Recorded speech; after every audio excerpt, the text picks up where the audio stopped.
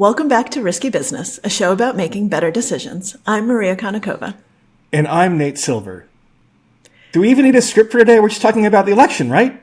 We are, and today is Monday, November 4th, and so today this is an extra special episode of Risky Business. We don't usually drop on Mondays, but here we are, recording and dropping on the same day to bring you what we know and hope and fear and just state of the world, less than 24 hours away from Election Day.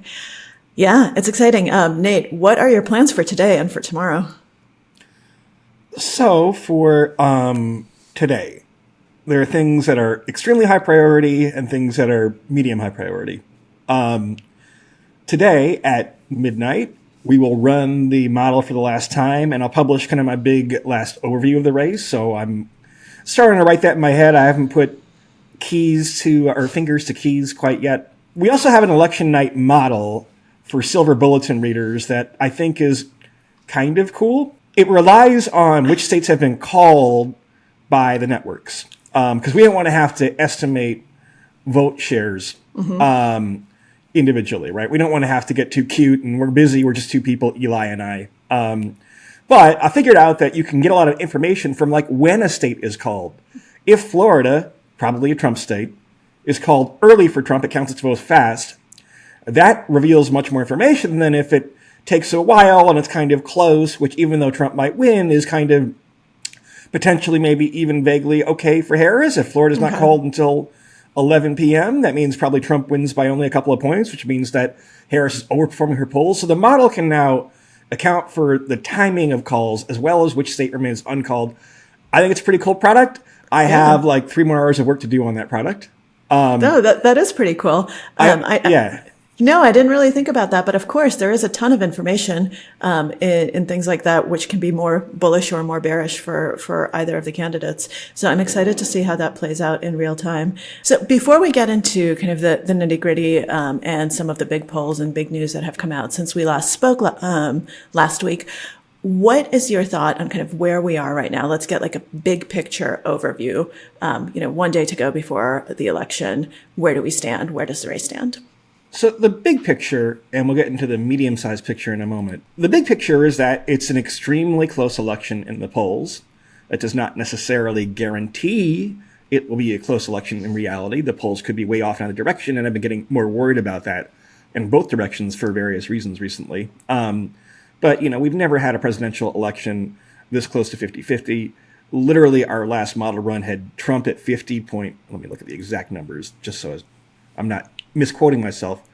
It had Harris at 49 point. Scroll down, 49.2%. Trump at 50.4%. Wow. And no majority, meaning a tie, which probably gets resolved for Trump, by the way, at 0.4%. So I literally do not know who's going to be ahead in the last model run we published after midnight tonight. That is Harris's best number in 2.5 weeks. At the same time, the forecast has spent the last 6 or 7 weeks in the range we call a toss-up.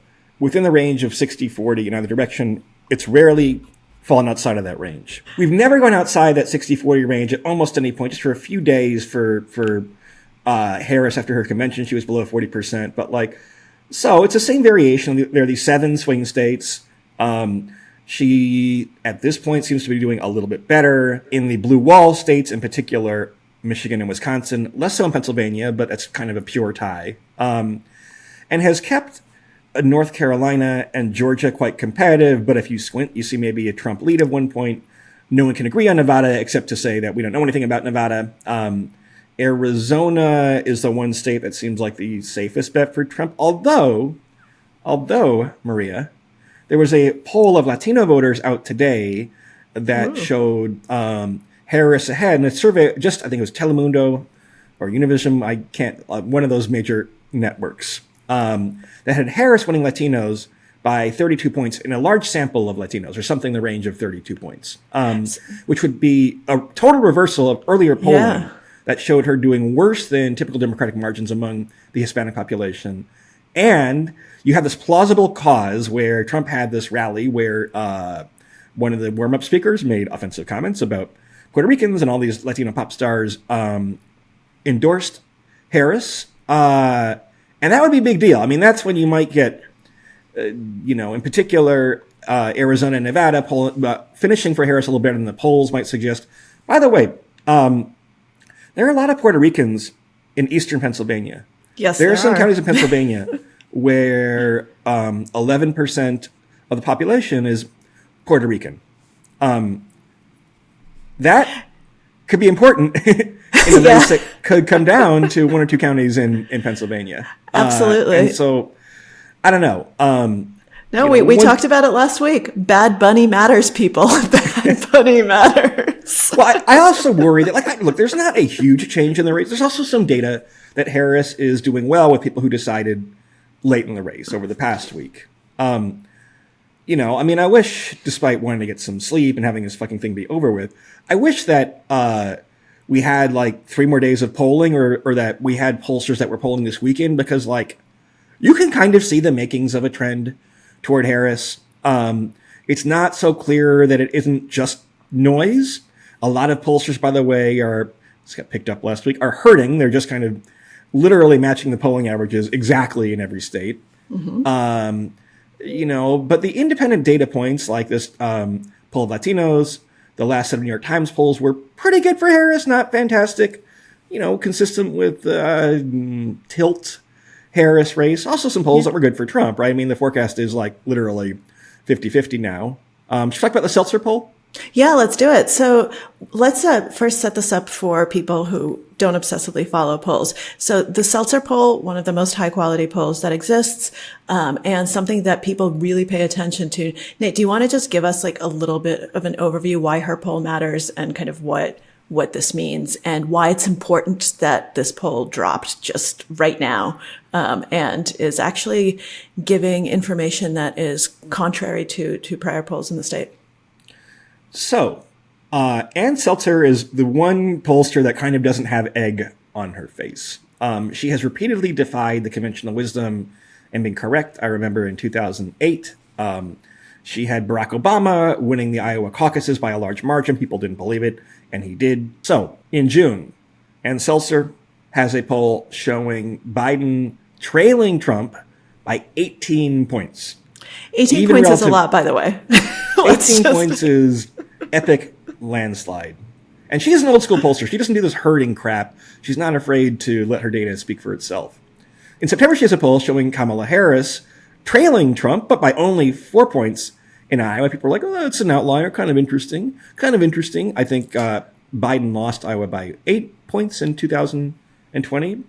So she had her final poll out on Saturday night. I had plans on Saturday night, which were canceled because of this poll. I'm sorry. But okay, it'll probably show Trump +6, a little bit better for Harris than the priors might be, but, whatever. We know Trump's going to win Iowa.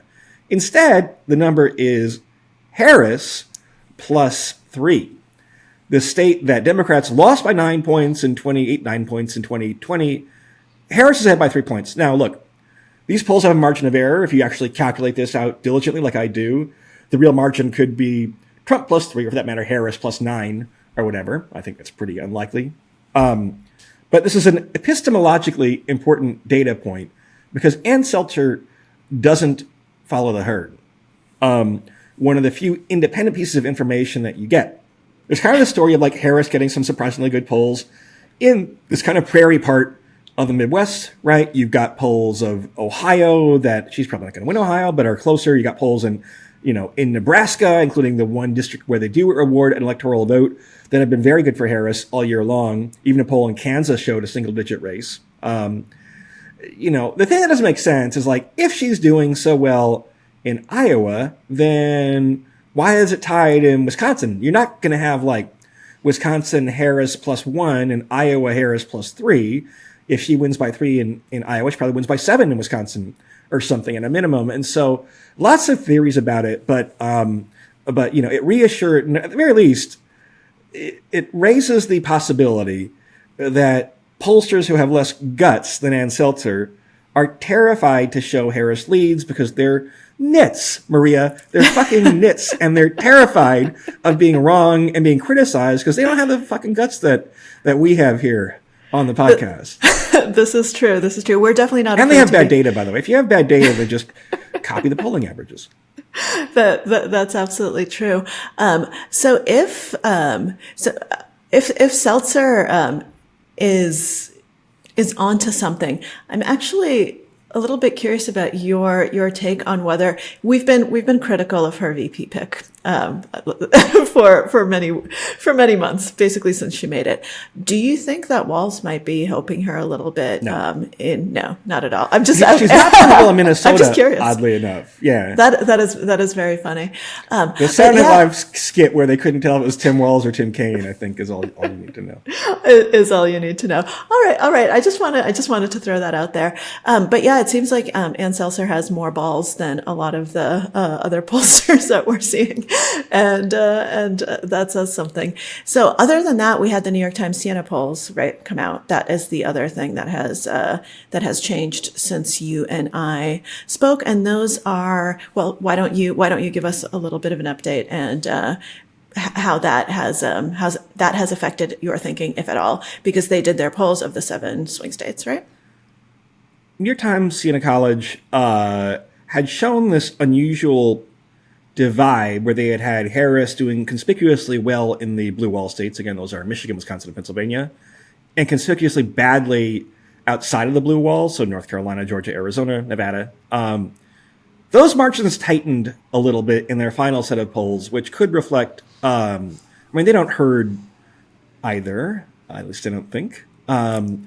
It could reflect mean reversion, right? I mean, maybe if you run all these polls and you're honest and you don't herd, you're going to have some results that are outliers, and directionally speaking, they still show a wider gap than some, but it was a little bit more scrambled, right? It kind of was more the thesis like, yeah, all these 7 states are are really close.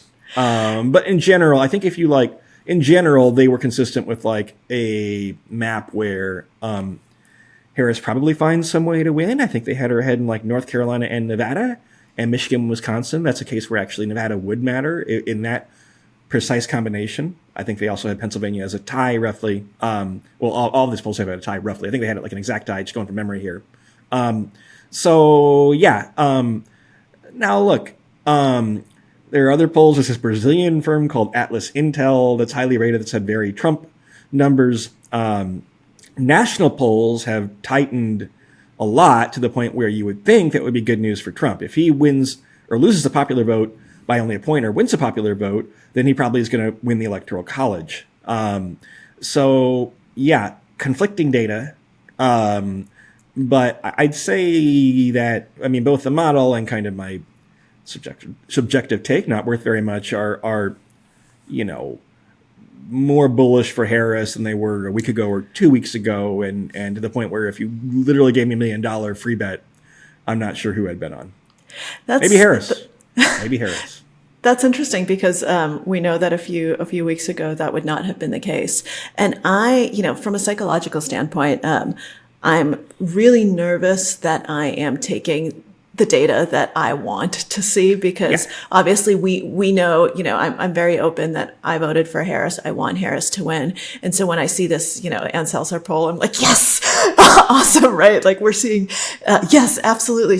This means she's going to win. This means she's going to win. And I am so nervous of that tendency because confirmation bias is real, right? And there are people on Trump supporters who are, just as absolutely certain that Trump is going to win. And we know that the way betting markets work, right? If someone's betting against you, and both sides always think that they're right. Otherwise, they would not be putting money down. And usually everyone thinks that the other person's the dumb money. No one thinks that they're the dumb money. The betting markets, by the way, have tightened also. Let's actually talk about that a little bit, because Polymarket and betting markets in general, but Polymarket has made the biggest move because Polymarket was the biggest Trump favorite outlier. There are a couple of things here.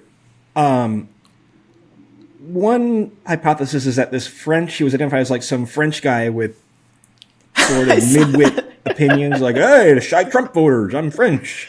The French. Nate, we need your French accent. Where's your French accent? Chat Trump hotel. There you go.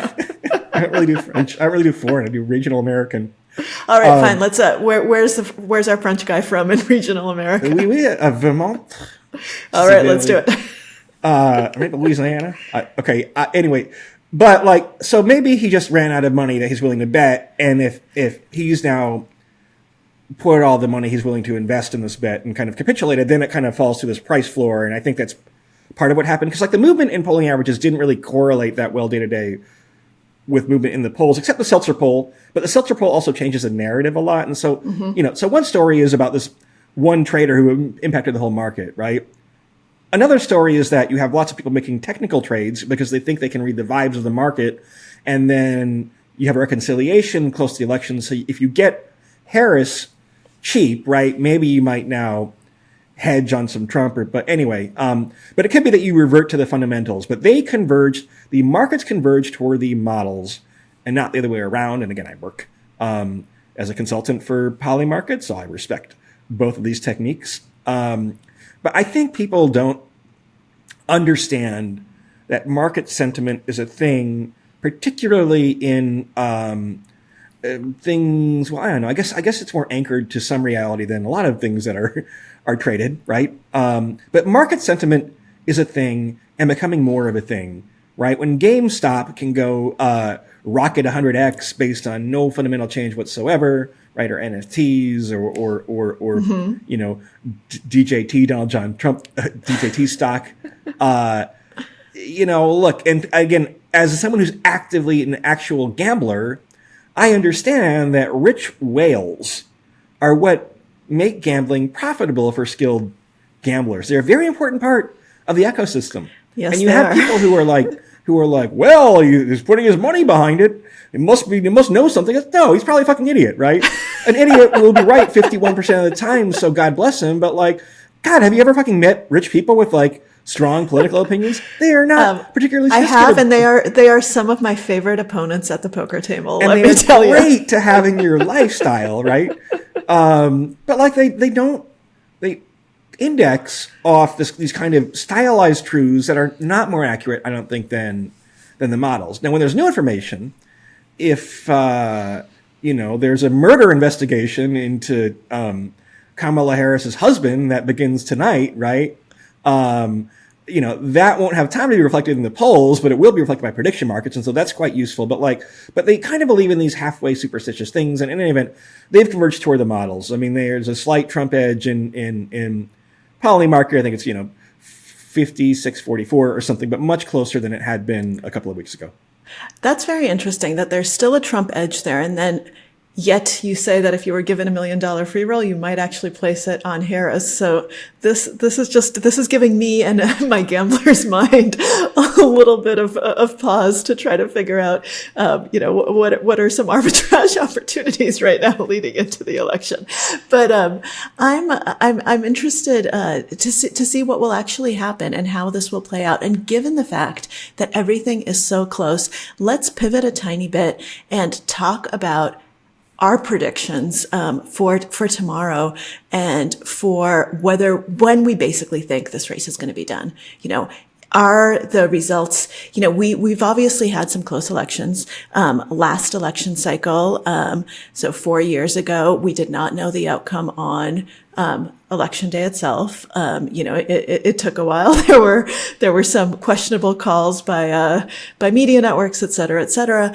What do we think, if we were making some predictions, what do we think is going to happen this year? Because obviously there are some people who are giving just very, scary Civil War-like predictions that, no outcome's going to be accepted, blah, blah, blah. All these things are going to happen. People are going to not certify. There are all of these what ifs. So let's try to talk from a rational, data-driven, not an emotional perspective, not the things I'm afraid of, and try to figure out what do we think is going to happen tomorrow?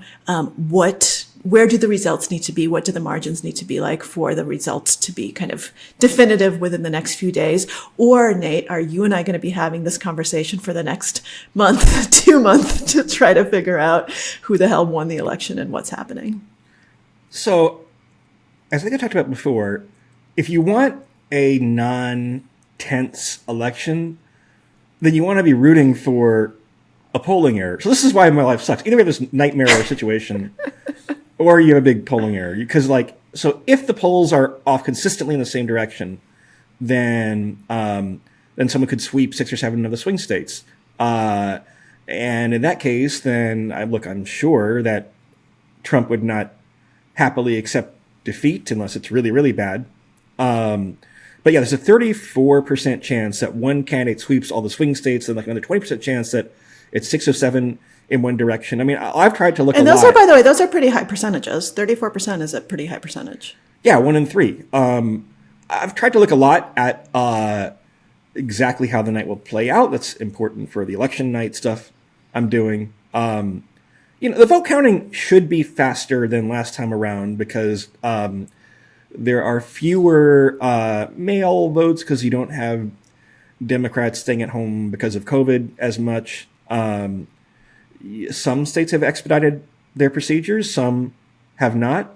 There's when will the networks call it versus will skilled traders know by which way it's leaning by 3 a.m. Wednesday morning. I mean, I'd say a 70% chance that we'll know by Wednesday 3 a.m. with 95+% confidence. Well, that's higher than I would have thought. Guesstimate pulled out of my ass. Well, your pulled out of ass guesstimate actually reassures me a little bit because I was. But that doesn't mean Trump accepts the results, right? Mm-hmm. Let's say Harris wins the blue wall plus Nevada plus North Carolina. One of the more plausible maps, by the way. Okay.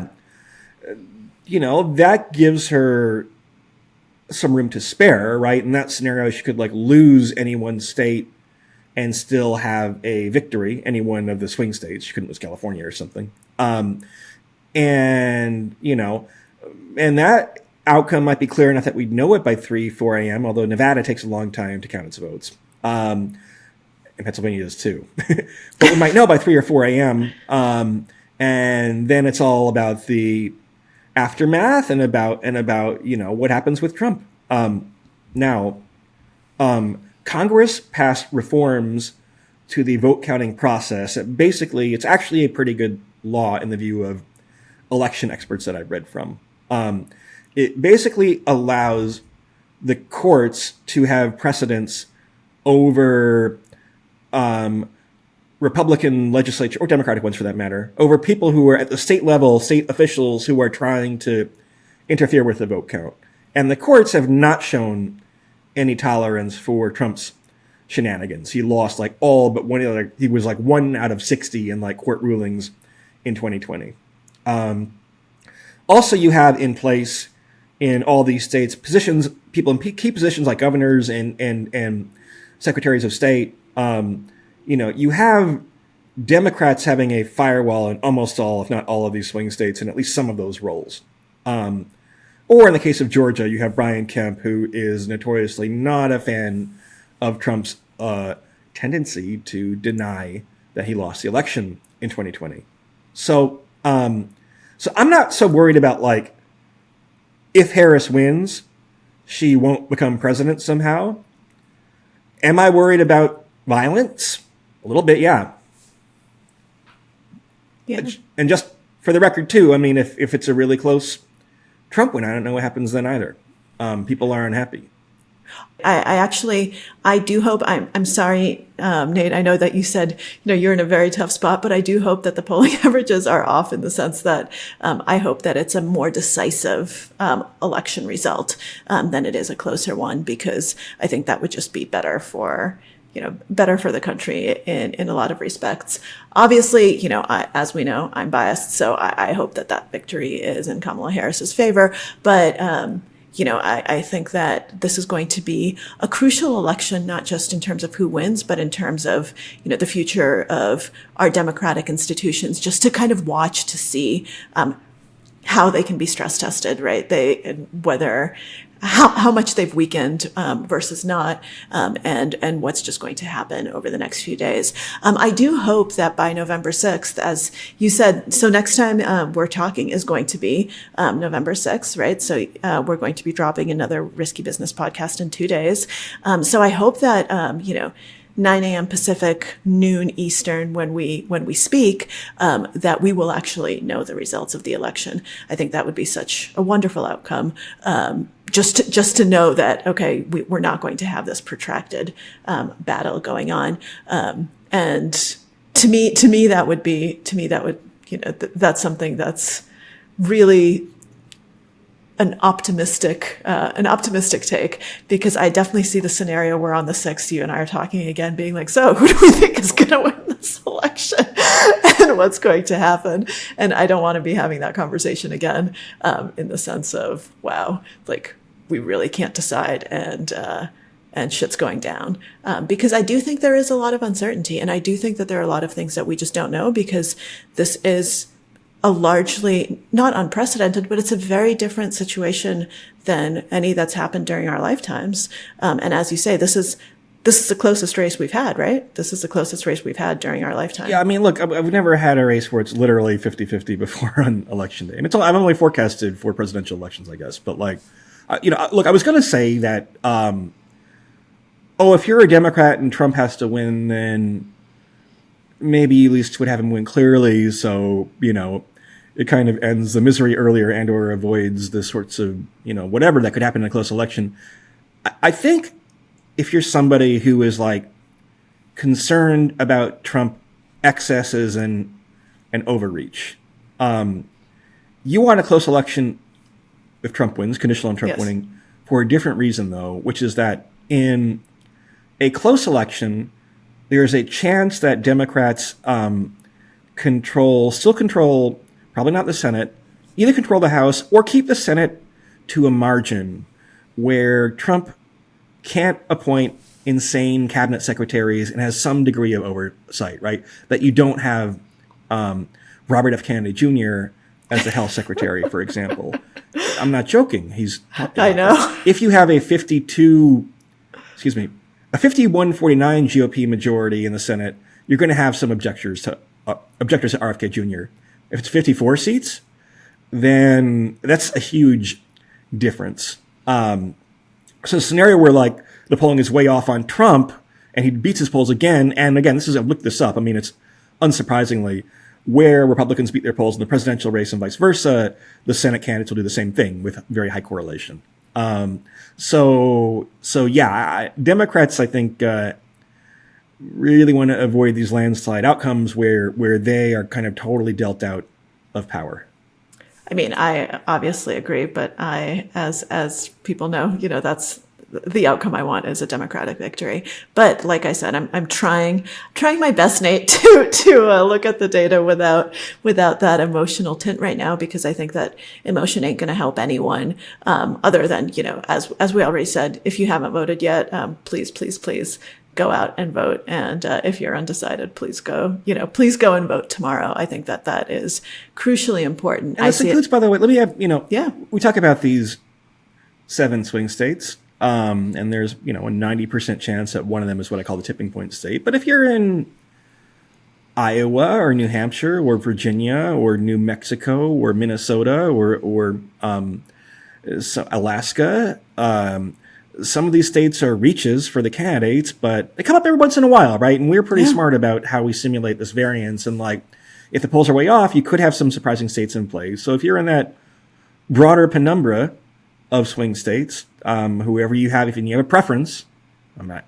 endorsing anybody, but I would endorse the idea of your vote being worth the time for you to get off your ass and vote tomorrow. It's going to be easier now because you have in most states this spread of like methods of voting. The polls aren't as swarmed as much on election day, so you're not going to have to, go too far away. Go to one of those nice artisanal coffee shops, right, and get your sticker. So I will endorse the idea of voting. So now, with less than 24 hours left to go, I am going to let you go and worry about your final model and polls. And looking forward to seeing what the Silver Bulletin says tonight. Nate, as you've already said, you have no idea what it's going to look like when you run the model. Just as we were taping this, there was a Marist national poll, another high-quality pollster that is known for not hurting, that had Harris +4. So I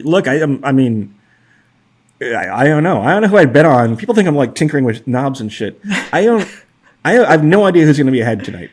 Yeah, well, let's see. And I'm very curious. I will be waiting with bated breath. So with that, let's leave everyone. Please go vote. And we will check back in 48 hours to see where we are. Good luck, everybody. Indeed. Good luck, America.